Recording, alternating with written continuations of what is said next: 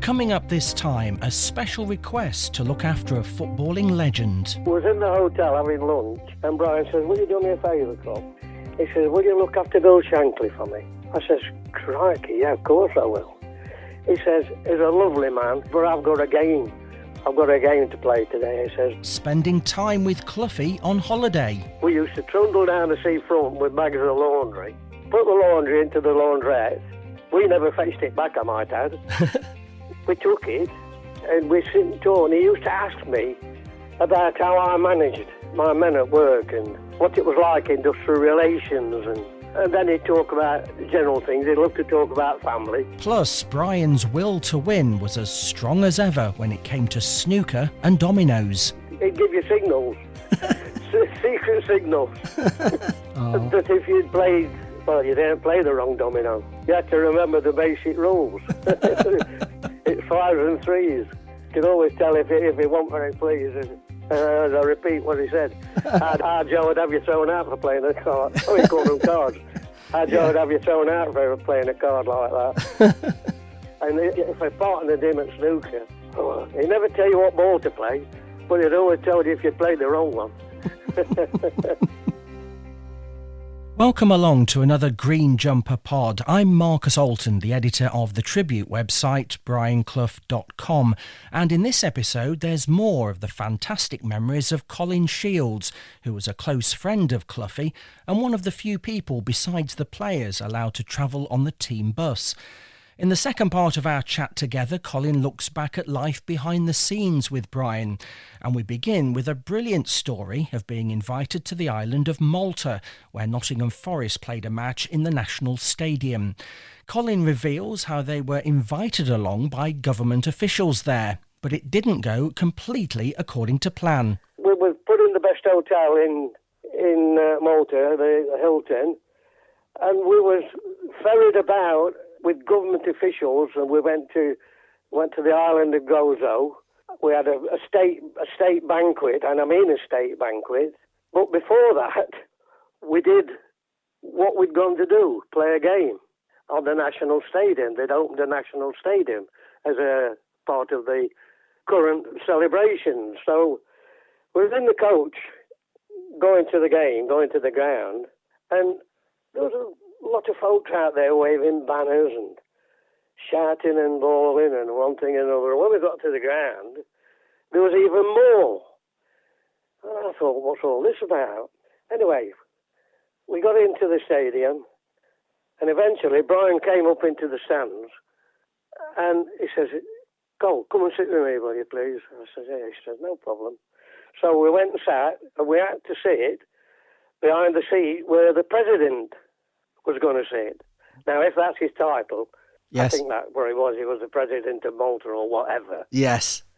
And I said to Brian, "I'm not very comfortable here, Brian." He said, "Well, what's the matter with you?" "Well, you see all that lot out there. It looks to me as though there's a riot going on. And if somebody takes a pot shot at him and misses, it's going to hit you or me. Come on," he says, "let's move." So we moved another 4 or 5 seats down. Dear. And he says to me, "Good thinking, Cole." And you both managed to escape Survive. Unscathed, yes. It was a wonderful trip, wonderful trip. And didn't he go on a boat? And we went on a boat to go, though. Yeah, he wasn't too fussed. He didn't like that. I've got some pictures of him not being very happy on it, but I was happy because they found out that I'd been in the Navy, and the skipper sent for me and he says, "Come on, sir, get on the helm. You can take us there." And I'm standing there steering this bloody boat. It was a high-speed pursuit boat, the Maltese Navy. And I went to see Brian after, and I says to him, "Fantastic," I said. "I really enjoyed this." He says, "I'm glad you're enjoying it." He says, "I can't wait to bloody get off it." He didn't have any sea legs, did he? No. And he wasn't much of a confident flyer either, I don't think. I don't think so. Sometimes he gave you the impression that he wasn't happy, and then another time it didn't seem to bother him. But I don't think he enjoyed flying that much. No. Because there was one time, when he got on a flight that was going to Saudi or somewhere, and it started to take off, and it had to, he thought it had to abort. And he said, we're going to try again. He says, not with us on, you're not. And he got off. He got the players off and everybody off.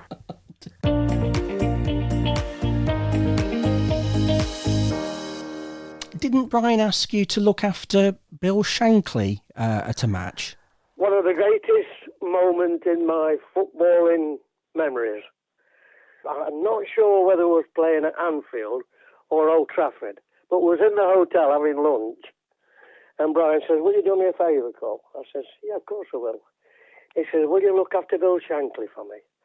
I says, crikey, yeah, of course I will. He says, he's a lovely man. He says, but I've got a game. I've got a game to play today, he says. So I sat with Bill Shankly, and Bill Shankly's mate, his best mate, I suppose. And we had lunch, and he's talking to me. Well, you must have heard Bill Shankly when he's talking football. And I couldn't cope with him. It was a bit like Jimmy Cyril. Jimmy Cyril used to talk football in a strange way. I found it difficult in a professional way. I must say, I got on very well with Bill Shankly. I thoroughly enjoyed the occasion. And after the game, we're driving back, and Brian says, Col, I want to thank you. I said, what for? He says, I want to thank you for looking after my mate, Bill Shankly. I says, Brian, what a privilege. Well, the following week, or fortnight later, Brian had invited Bill down to Nottingham to a game, to Forest. Yeah. And of course, I'm in the guest room, and all the oi polloi in the guest room, Fred Reacher and all the other directors and everything, cramming to get a chat with Bill Shankly. Hello, Bill, and all this. And Bill sort of looked over their shoulders, looked at me and came up to me and says, hello, son, are you still looking after him? Well, the room went a bit quiet, and he stood with me until the kick-off and more or less ignored everybody else. And I thought, by crikey, that's a privilege. It is, isn't it? And I met him several times after, and always got on well with him, and he always acknowledged me, which I put that down as one of the best things in football. Yeah. I mean, you accompanied Brian to a number of events, and I think there was one where it was a League Managers Association meeting, and you ended up sitting with some of the big names. And I sat on the table. Well, of course, Brian was on there. The Football League manager, the big guy with glasses. I can't think of his name. Kelly, Graham Kelly. Yeah. He was on the same table. The West Ham manager, John Lyle. There was quite a few, and there were several tables, of course, but all the league managers were there. And we're chatting away, and they're having a discussion about crowds and seating and looking after the spectators. And they were all waxing lyrical. All at once, Brian says, just a minute, all of you. My mate's down there, he'll tell you a bit about what's happening, what it's like to be on the terraces. They got me they were asking me questions about what did I think, what about seating and all this, that and the other. It was fantastic. And Jimmy Hill had organised it. It was at Coventry City. But what I'd done, I dropped Brian off at the league managers meeting, and I went off to an exhibition at the exhibition centre just down the road. And when I went back to pick him up, Jimmy Hill came down. He says, Colin, is it? I said, yeah. He says, come up. He said, there's a meal for you. And he sat me with them, and I had a photo taken with all of them. And I'm standing on the front row, and all the managers all surrounding me. And I've never seen that photo to this day. I tried to get. He was a photographer who was the official photographer for Villa, and sadly he passed away. Somebody wrote a book about him, and I bought this book, And I thought, surely there'll be a photo in there of all the league managers, but there wasn't. And I says to Brian, have you got it? Have you got a photo of it? It might be in my study, he said. But on another occasion, we met up with Jimmy Hill, and I asked Jimmy Hill where I might get the photo, and he says, can't help you. He said, I don't know, because it's just everything. It's nothing to them. Yes. But it was everything to me. Yeah, yeah. And if it ever surfaces, I'd be so pleased to see it. Yes, if anyone's listening who knows where that photo might be, from the League Managers Association, when Jimmy Hill was at Coventry and John Lyall was at West Ham, then we'll try and find a copy. But, thank you for that. Yeah, and there were times, I think, when you were chatting to Brian and maybe after a match, and he asked you who you thought played the best, and that was always a bit of a difficult one for you. I tried to be as diplomatic as I could. I'd say, well, I think they all played well. I said, some better than others, of course. He says, don't waffle. He says, who do you think was the best?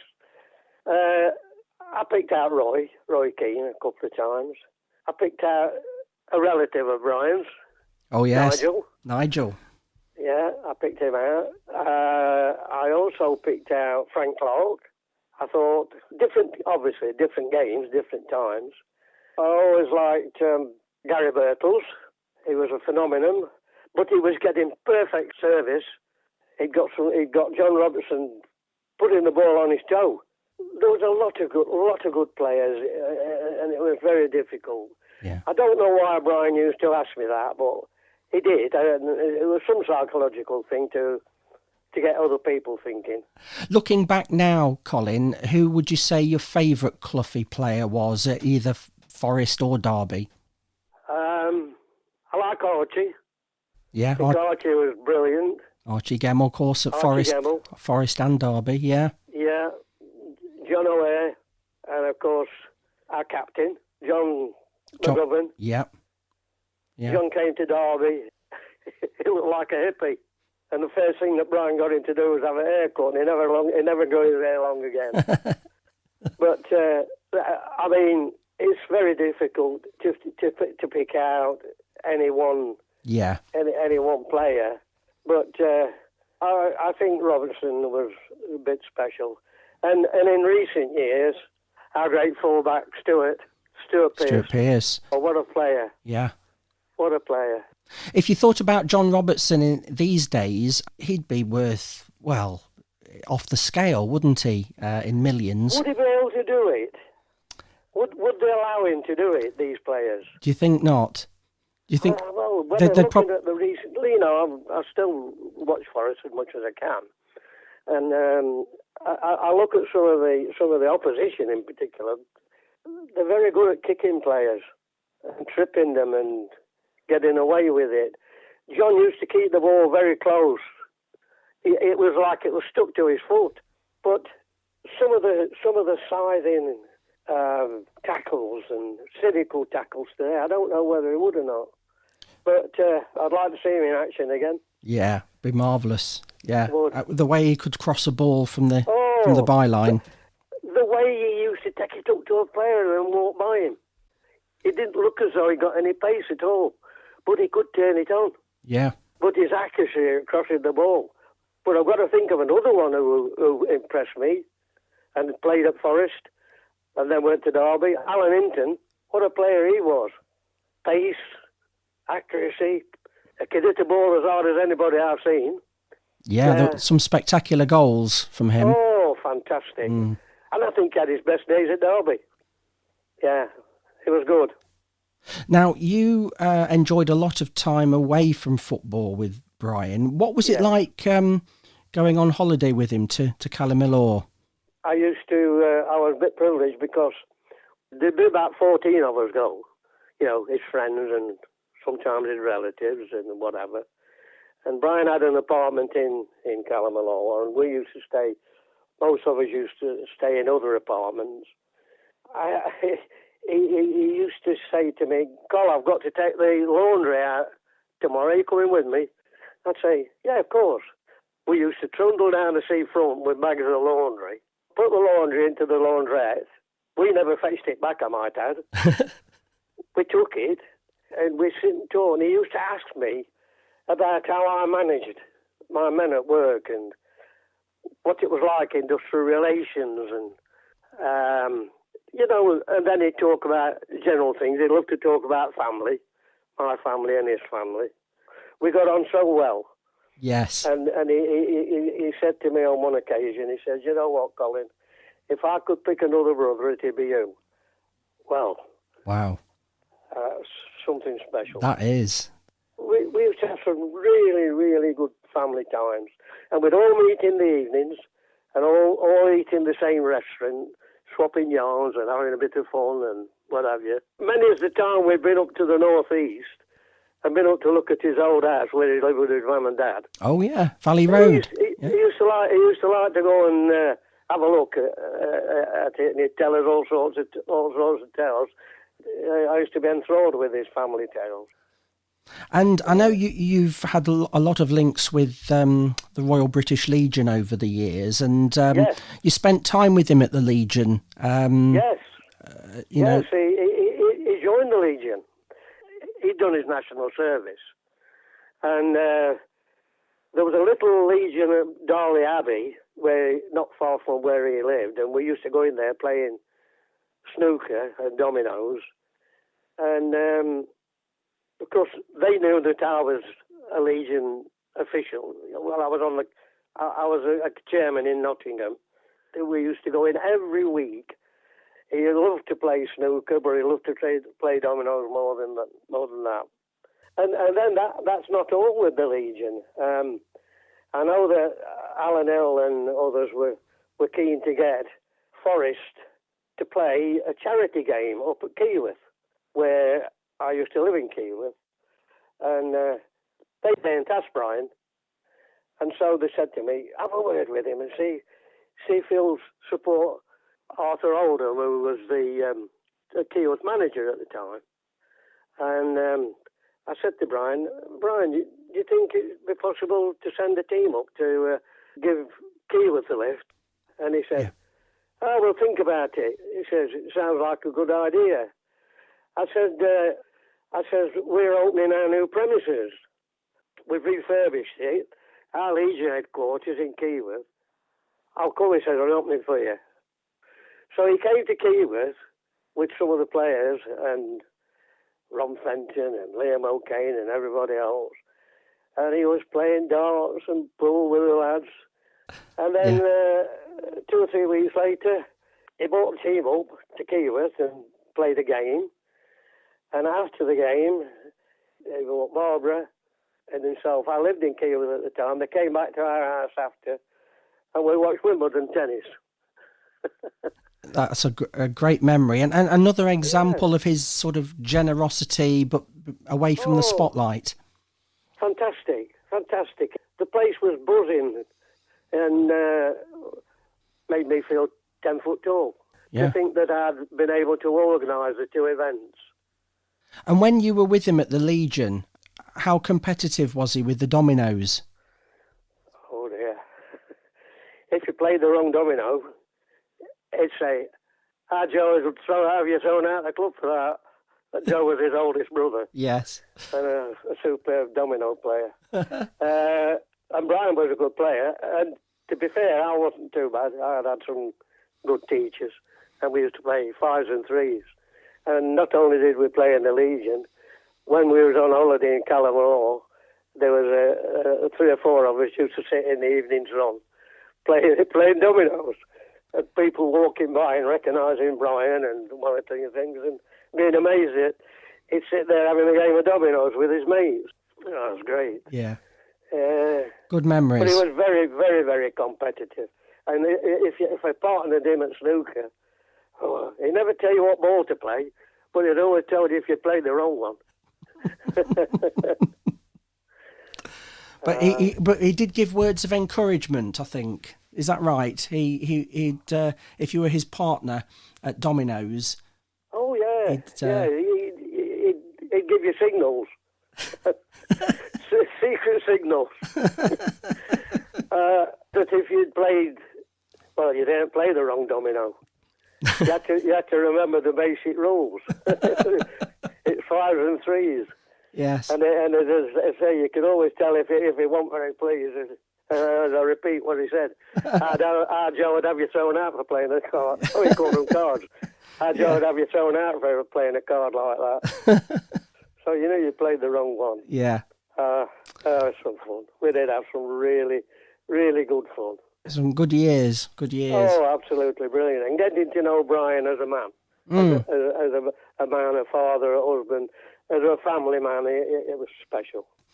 Well, thank you ever so much for sharing your memories today, Colin. It's been fascinating to hear. Of course, they're in the book Champagne Memories, which is still out there. So thanks ever so much for joining us.